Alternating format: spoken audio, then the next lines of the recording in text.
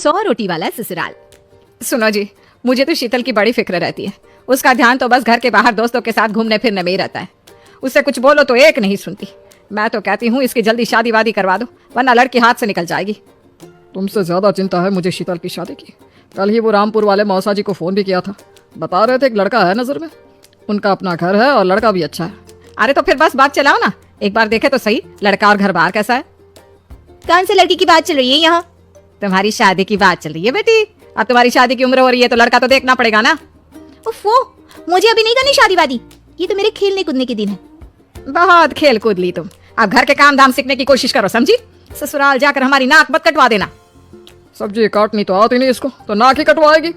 अरे मैं इसे शादी तक अच्छे से सब सिखा दूंगी, आप तो बस उस लड़के से इसकी शादी की बात चलवाओ। कुछ दिनों बाद कुणाल और उसकी माँ शीतल को देखने घर आते हैं। कुणाल दिखने में बड़ा ही स्मार्ट होता है, शीतल तो उसे देखती ही रह जाती है। देखो जी, हमारी कोई डिमांड तो है नहीं, बस हम चाहते हैं कि लड़की घरेलू हो, घर के सारे कामकाज संभाल ले। अब आपके परिवार में तो बस 3 ही लोग हैं, पर हमारा तो खूब भरा पूरा परिवार है। बाकी हमें लड़की के घूमने फिरने दोस्तों से मिलने से कोई दिक्कत नहीं है। घर का काम करने के बाद जो चाहे सो करे।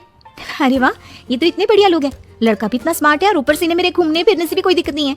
हे भगवान, तूने तो बिना मांगे ही मुझे सब दे दिया। बताओ जी, और क्या चाहिए हमें? हमारी तरफ से तो रिश्ता पक्का है जी।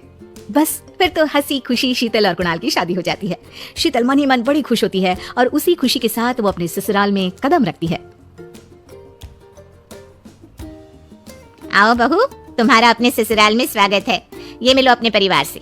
ये तुम्हारे ससुर जी, तुम्हारी ननद सुनीता और गीता, सुनीता के पति राजेश और उनके 2 बच्चे राजू और चिंटू। ये ना हमारे साथ यहीं रहते हैं। ये तुम्हारी दादी सास हैं और बाकी लोग अभी बाहर गए हुए हैं। इतने सारे लोग, ये सब यहीं रहते हैं इस घर में? अरे अभी तो मेरे देवर देवरानी और उनके 3 बच्चे यहाँ नहीं है।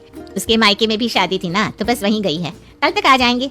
हे भगवान, ये घर है या धर्मशाला? ये सब एक साथ इस घर में कैसे रहते हैं?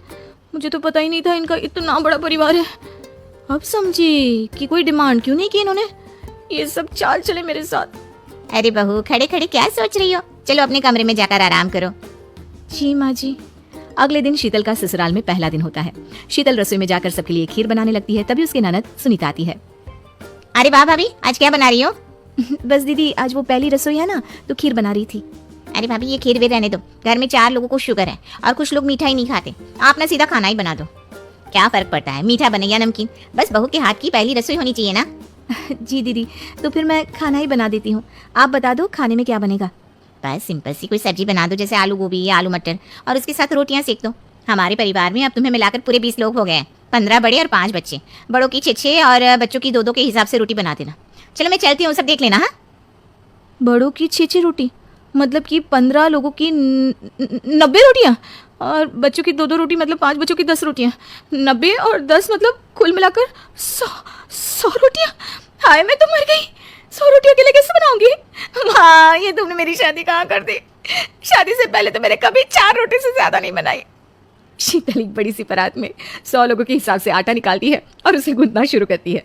आटा गूंथते गूंथते शीतल के पसीने छूट जाते हैं। उसके बाद बारी आती है रोटी बनाने की। शीतल एक एक करके रोटी बनाना शुरू करती है और 10 रोटी बनाते ही अपनी कमर पकड़ लेती है। हाय, मैं मर गई। मेरी कमर टूट गई खड़े खड़े, और ऊपर से इतनी गर्मी। मैं 100 रोटियां कैसे बनाऊंगी? अरे भाभी, सब बाहर रोटियों का इंतजार कर रहे हैं, जरा जल्दी जल्दी रोटी सेक दो।